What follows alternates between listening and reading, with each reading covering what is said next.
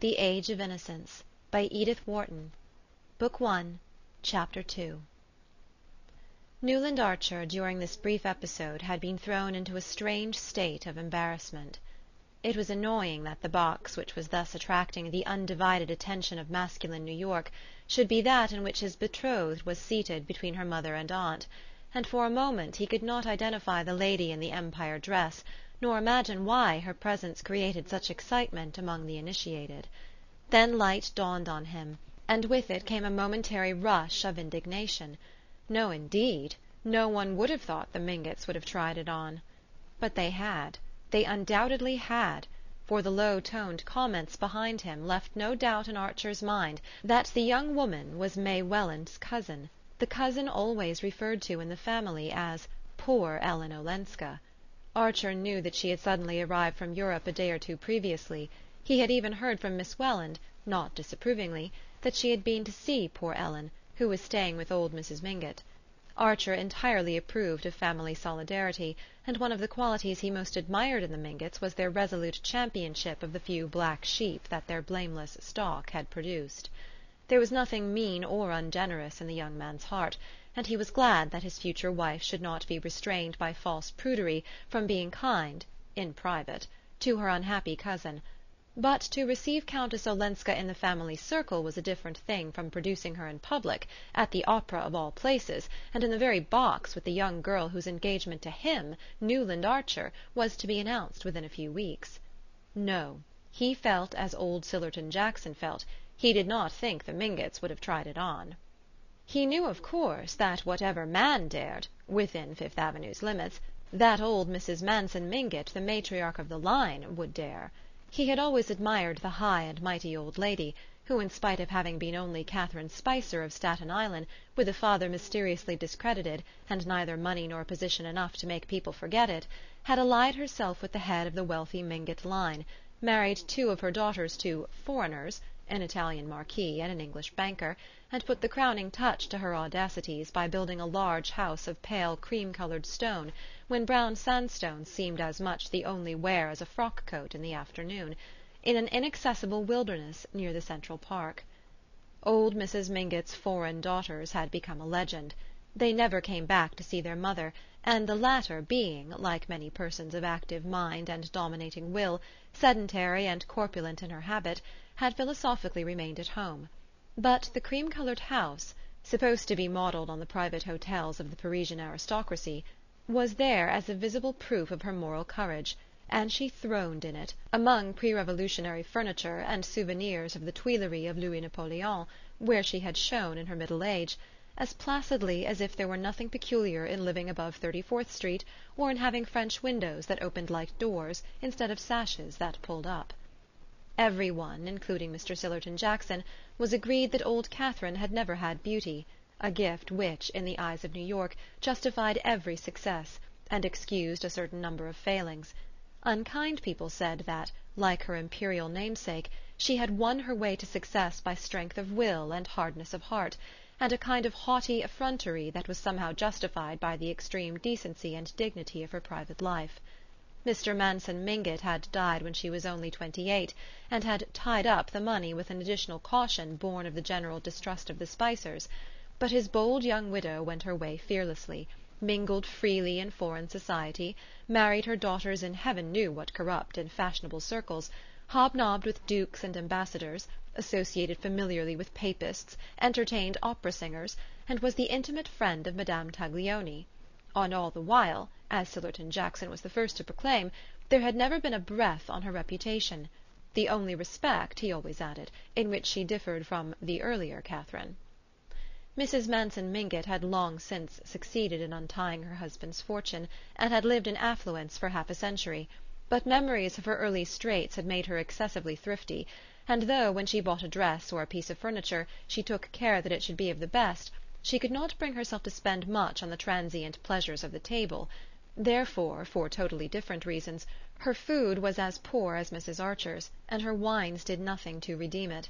Her relatives considered that the penury of her table discredited the Mingott name, which had always been associated with good living, But people continued to come to her in spite of the made dishes and flat champagne, and in reply to the remonstrance of her son Lovell, who tried to retrieve the family credit by having the best chef in New York, she used to say laughingly, "What's the use of 2 good cooks in one family, now that I've married the girls and can't eat sauces?" Newland Archer, as he mused on these things, had once more turned his eyes toward the Mingott box. He saw that Mrs. Welland and her sister-in-law were facing their semicircle of critics with the Mingottian aplomb which old Catherine had inculcated in all her tribe, and that only May Welland betrayed, by a heightened colour, perhaps due to the knowledge that he was watching her, a sense of the gravity of the situation. As for the cause of the commotion, she sat gracefully in her corner of the box, her eyes fixed on the stage, and revealing, as she leaned forward, a little more shoulder and bosom than New York was accustomed to seeing, at least in ladies who had reasons for wishing to pass unnoticed. Few things seemed to Newland Archer more awful than an offence against taste, that far-off divinity of whom form was the mere visible representative and vice-regent. Madame Olenska's pale and serious face appealed to his fancy as suited to the occasion and to her unhappy situation, but the way her dress, which had no tucker, sloped away from her thin shoulders, shocked and troubled him. He hated to think of May Welland's being exposed to the influence of a young woman so careless of the dictates of taste. "After all," he heard one of the younger men begin behind him. Everybody talked through the Mephistopheles and Martha scenes. "After all, just what happened?" "Well, she left him. Nobody attempts to deny that." "He's an awful brute, isn't he?" continued the young inquirer, a candid Thorley, who was evidently preparing to enter the lists as the ladies' champion. "The very worst. I knew him at Nice," said Lawrence Lefferts with authority. "A half-paralyzed, white, sneering fellow. Rather handsome head, but eyes with a lot of lashes. Well, I'll tell you the sort. When he wasn't with women he was collecting china. Paying any price for both, I understand." There was a general laugh, and the young champion said, "Well, then?" "Well, then, she bolted with his secretary." "Oh, I see." The champion's face fell. "It didn't last long, though. I heard of her a few months later living alone in Venice. I believe Lovell Mingott went out to get her. He said she was desperately unhappy. That's all right, but this parading her at the opera's another thing." "Perhaps," young Thorley hazarded, "she's too unhappy to be left at home." This was greeted with an irreverent laugh, and the youth blushed deeply, and tried to look as if he had meant to insinuate what knowing people called a double entendre. "Well, it's queer to have brought Miss Welland, anyhow," some one said in a low tone, with a side glance at Archer. "Oh, that's part of the campaign. Granny's orders, no doubt," Lefferts laughed. "When the old lady does a thing, she does it thoroughly." The act was ending, and there was a general stir in the box.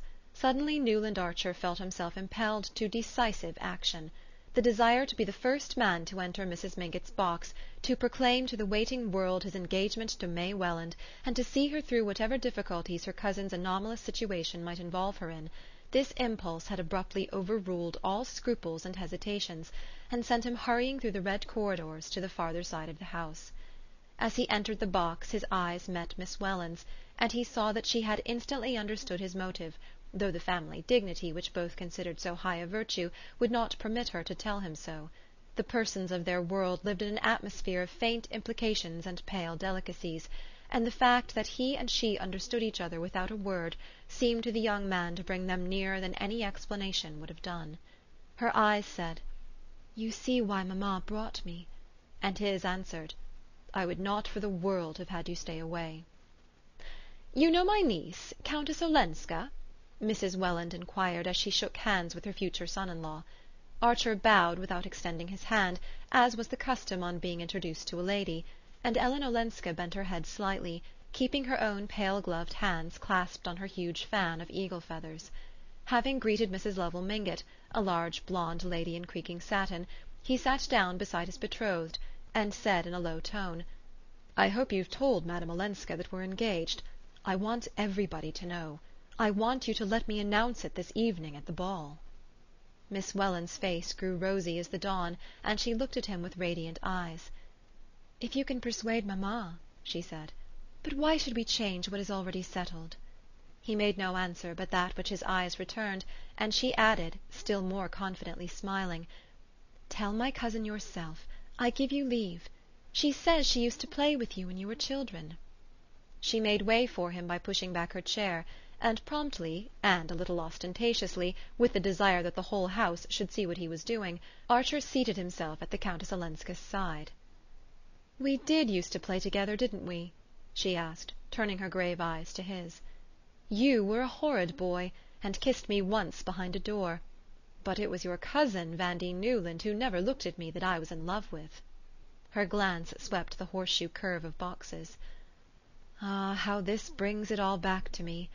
I see everybody here in knickerbockers and pantalettes," she said, with her trailing, slightly foreign accent, her eyes returning to his face. Agreeable as their expression was, the young man was shocked that they should reflect so unseemly a picture of the august tribunal before which, at that very moment, her case was being tried. Nothing could be in worse taste than misplaced flippancy, and he answered somewhat stiffly, "Yes, you have been away a very long time." "Oh, centuries and centuries. So long," she said, "that I'm sure I'm dead and buried, and this dear old place is heaven." Which, for reasons he could not define, struck Newland Archer as an even more disrespectful way of describing New York society. Chapter 3